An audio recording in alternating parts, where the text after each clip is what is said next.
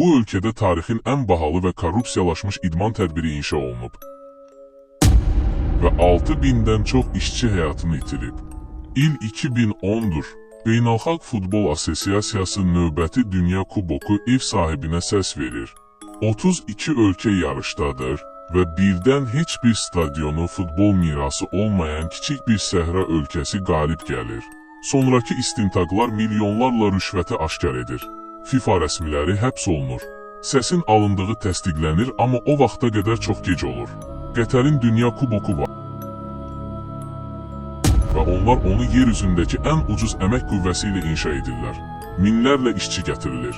Onlar gecəqondu evlərdə yaşayır, 50 dərəcə Selsi istidə işləyirlər. Pasportları alınır, 12 saatlıq növbələrlə işləyirlər.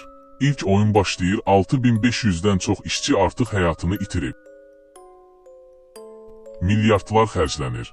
Stadionlar qumdan yüksəlir, bir səhra qlobal səhnəyə çevrilir. Amma işıqların altında qiymət gizlədilir.